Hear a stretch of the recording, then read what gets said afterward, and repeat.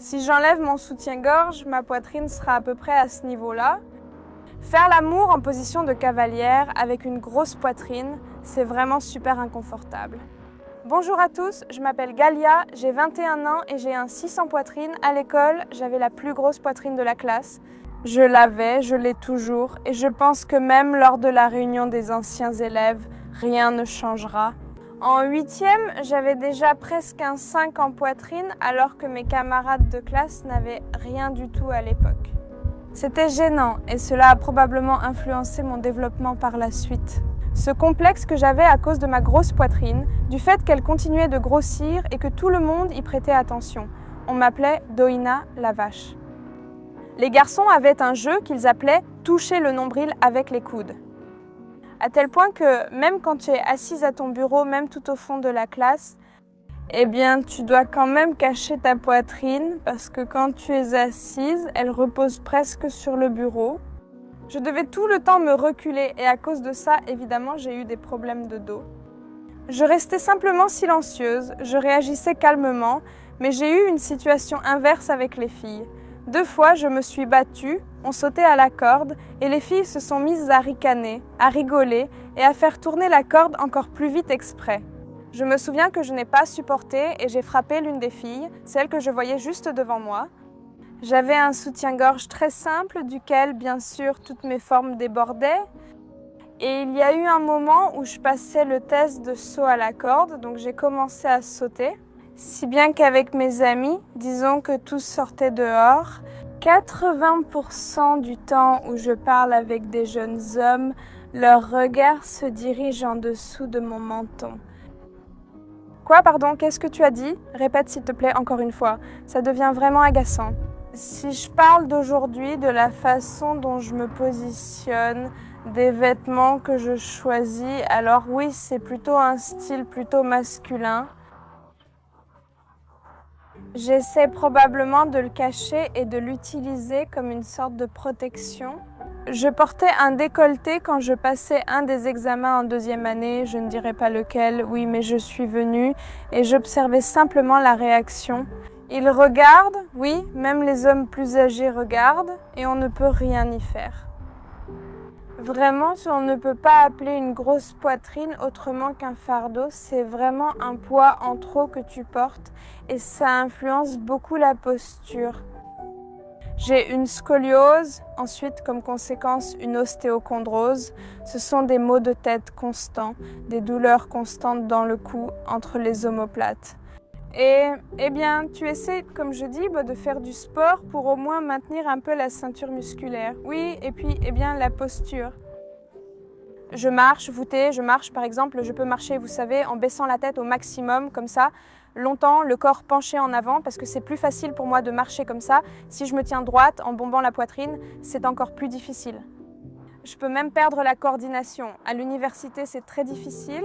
En cours, tu es assise, tu dois rester assise pendant 1h30. Bon, tu peux sortir une fois si tu demandes, mais sinon, tu restes tout le temps assise et c'est très difficile de garder une bonne posture.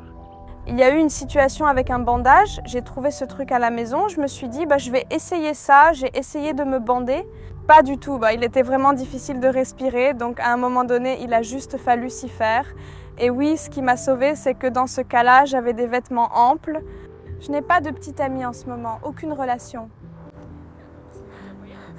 Les garçons étaient souvent heureux et disaient « Nous sommes tellement contents de t'avoir rencontré ».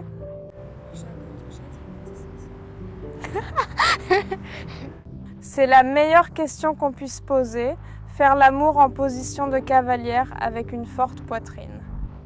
C'est incroyable à quel point c'est inconfortable, vraiment, c'est tellement inconfortable. À chaque fois, ça crée des situations gênantes et drôles. Personnellement, ça me fait toujours rire comme une folle. Bien sûr, j'ai eu des complexes et j'en ai encore aujourd'hui. Au point que, par exemple, si je suis allongée sur le dos, je sens qu'elles partent dans des directions différentes. Et là, bien sûr, tu commences à t'inquiéter. Oh, comment il va me voir maintenant? Il y en a une à droite, une à gauche. Et tu essayes déjà d'essayer de les placer joliment, de t'allonger comme il faut, de trouver la bonne position, et c'est toujours tellement maladroit. Ça finit toujours dans un rire gêné, non? Jusqu'au point où tu mets fin à une relation avec quelqu'un simplement parce que tu n'es pas à l'aise avec lui, jusqu'à ne pas pouvoir faire l'amour avec lui. Si j'enlève mon soutien-gorge, ma poitrine sera à peu près à ce niveau-là, voilà, quelque part par ici, oui, à peu près comme ça.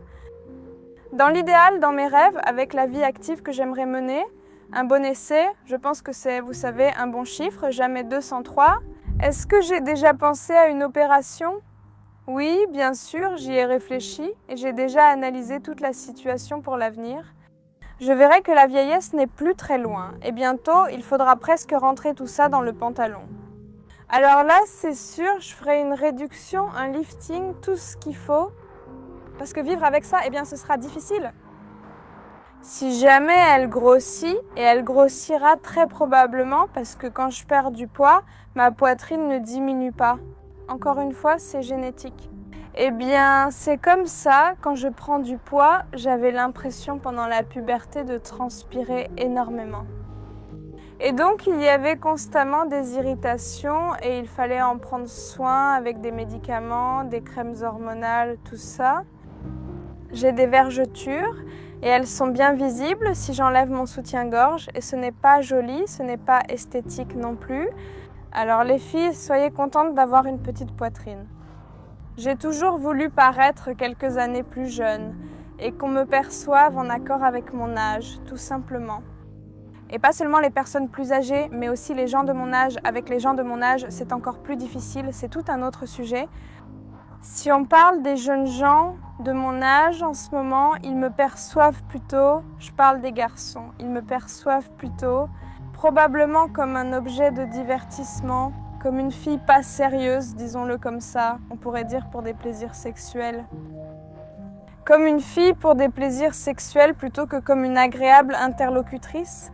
Une fois, on riait avec une amie, on parlait aussi de la poitrine, des compliments sur la poitrine.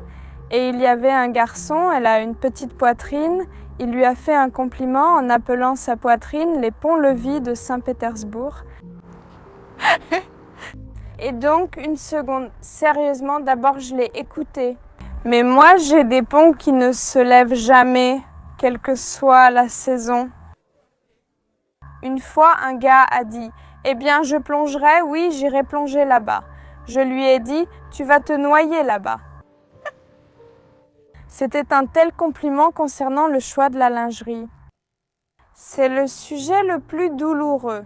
Quand tu vas dans un magasin ordinaire, toutes les modèles que tu vois sont faites pour des femmes. Il n'y a aucune diversité, aucune dentelle, aucun modèle intéressant. Et tu es obligé de prendre ce qu'il y a. Et si tu veux être belle, alors il faut acheter des modèles féminins ou bien il faut aller dans une boutique spécialisée super chère. Je n'ai pas cette possibilité. Pour certaines, un push-up donne plus de volume. Là, je parle des nôtres, de notre entreprise, F+, etc. C'est pour que ça tienne, que ça remonte et que rien ne déborde avec ces bretelles de soutien-gorge qui frottent tout le temps, des bleus et tout ça. Comme je l'ai dit, j'avais même des bleus à cause de ces bretelles. Quand je serrais très fort mon soutien-gorge pour que ma poitrine tienne au moins un peu, j'avais carrément des bleus qui apparaissaient. C'est horrible, vraiment. Quels sont les avantages d'avoir une grosse poitrine? Franchement, aucun. Sans hésiter, j'accepterais d'avoir une poitrine plate.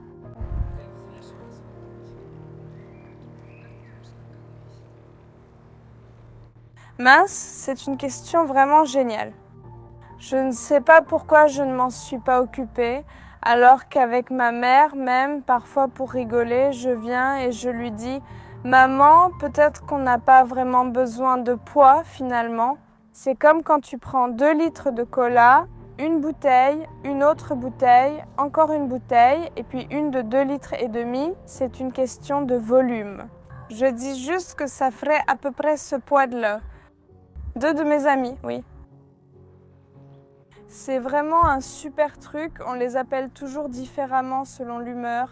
Mais là, en ce moment, c'est Jeanne et Violette. Par exemple, être jeune et avoir une forte poitrine, ce n'est pas aussi facile qu'on le pense. Et c'est un travail constant sur soi-même.